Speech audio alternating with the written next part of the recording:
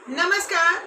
आपके YouTube channel सेविकाओं की आवाज में आप सभी का स्वागत है। FRS सेविकाओं के लिए फांसी का फंदा बना हुआ है। ऐसे में सेविकाओं के एक संगठन आंगनबाड़ी कर्मचारी संघ ने निर्णय लिया है कि 20 यानी कल मार्च को सभी कार्यालय जो है मतलब कि परियोजना कार्यालय उस पर अपने अपने परियोजना कार्यालय पे आंगनबाड़ी बहनें धरना प्रदर्शन कर FRS सिस्टम का विरोध करेगी और ये जानकारी ICDS विभाग को भी है और मंत्री को भी है। और इसी के क्रम में आज यानी 19 मार्च को विभाग ने एक लेटर जारी कर दिया है FRS को लेकर। अब चलिए हम उस लेटर को भी आपको दिखाएंगे, लेकिन उससे पहले क्योंकि चैनल का नाम है सेविकाओं की आवाज, तो सुनिए कि सेविका की आवाज इस पर क्या है। मैं आपको जानकारी के लिए बता दूं, ये मेरी व्यक्तिगत राय है और आप लोग भी अपने दिल पे हाथ रख के या अपने मन से सोचिएगा तो आपको भी लगेगा कि मैंने जो भी कही हूँ सही कही। तो FRS जो लागू होना है यानी फेशियल रिकॉग्नाइजेशन सिस्टम, इस सिस्टम में eKYC होना है लाभार्थियों का और हर बार THR वितरण में फेस कैप्चर करना होगा, जो कि किसी भी प्रकार से संभव नहीं है। लेकिन आपको भी पता है कि विभाग जो है हिटलरशाही आदेश जारी करता है, वो खुद से नहीं करता है, उसे भी विभाग को भी ऊपर से प्रेशर होता है। यानी सरकार के विभाग के द्वारा मंत्री के द्वारा जो सिस्टम बनाया जाता है, जो नया सिस्टम लागू किया जाता है, वो सिर्फ ये लोग आदेश को लागू करते हैं। सेविकाओं का विरोध जायज है। सेविका विरोध कर रही है, सिर्फ 5GB मोबाइल चाहिए, उसके बाद काम की बात करे सरकार। लेकिन यहाँ है कि विभाग कुछ सुनने के लिए तैयार नहीं है, क्योंकि सिर्फ एक राज्य का मामला नहीं है, ये मामला जो है पूरे भारत का है। और ऐसे में सिर्फ एक राज्य या एक संगठन का विरोध, ये एक तरह का समझिए कि जागरूकता फैलाने का काम किया जा रहा है, शुरुआती है, इसमें सभी को शामिल होना होगा। लेकिन वर्तमान अभी की स्थिति की बात करें तो आपको जहाँ से भी हो आप सेविका, आपको भी पता है कि जहाँ जहाँ PMMVY का फॉर्म एक भी नहीं आया था यानी 0 दिखाया जा रहा था, उस पर कार्रवाई हुई, उसका मानदेय रोक दिया गया। जहाँ टारगेट के अनुसार नहीं हुआ था यानी कि 8 टारगेट था, कहीं 10 टारगेट था पूरे साल में PMMVY का फॉर्म लोड करने का, वहाँ टारगेट 2 या 3 पर ही सिमट के रह गई, उसका मानदेय काट लिया गया और सेविका लाचार मूक दर्शक बनकर देखती रही और जुर्म अत्याचार सहती रही।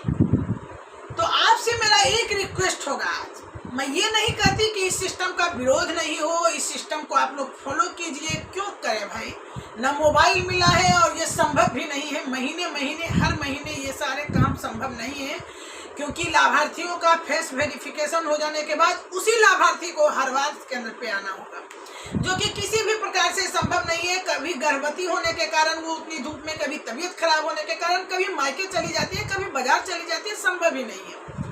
लेकिन आपसे मेरा एक रिक्वेस्ट होगा, कम से कम आप लोग 10 लाभार्थी का eKYC जरूर कर लें, ताकि आप कार्रवाई से बच सकें। बाकी लड़ाई आप लड़ते रहें।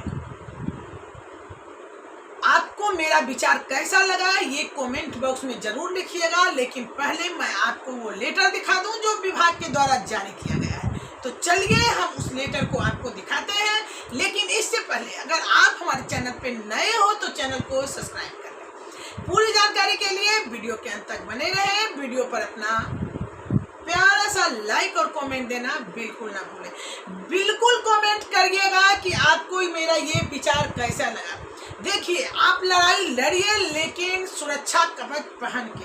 अगर मैदान में आप गए और अपना कवच पहन के नहीं गए तो आपको खतरा हो सकता है। इसलिए मैं कह रही हूँ कि मात्र 10 या 11 लाभार्थी को भी आप eKYC कर दीजिए, लेकिन कर दीजिए, ये आपके सुरक्षा कवच है, यहाँ पर कार्रवाई नहीं होगी। उसके बाद हम लोग लड़ाई लड़ने के लिए तैयार हैं। तो चलिए उस लेटर को देखिए।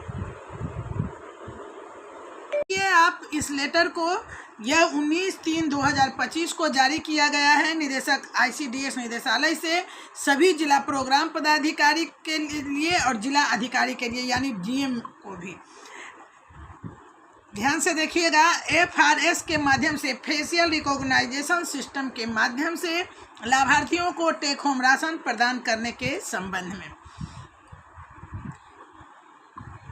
क्योंकि ऊपर से लगातार दबाव चल रहा है। आप देख सकते हैं कि 1/3/2025 को भी फिर महिला बाल विकास मंत्रालय से लेटर आया है, और जब वहां से लेटर आया तो 10 को वहां से जारी किया गया है और 19 को यहां से जारी किया गया राज्य से। तो यहाँ देखिए कि कहना है इसमें कि 6 माह से 3 वर्ष के बच्चे, गर्भवती, धात्री महिला और आकांक्षी जिलों के किशोरियों का फेस रिकॉग्नाइजेशन सिस्टम के माध्यम से टेक होम राशन दिया जाना है। पोषण ट्रैकर के माध्यम से फेशियल रिकॉग्नाइजेशन सिस्टम को लागू करने हेतु सभी जिला परियोजना सेक्टर के चयनित मास्टर प्रशिक्षकों के द्वारा आंगनबाड़ी सेविकाओं को प्रशिक्षित किया गया है। जबकि यह गलत बात है, कहीं भी प्रशिक्षित किया गया होगा, लेकिन जमुई में प्रशिक्षण नहीं दिया गया है।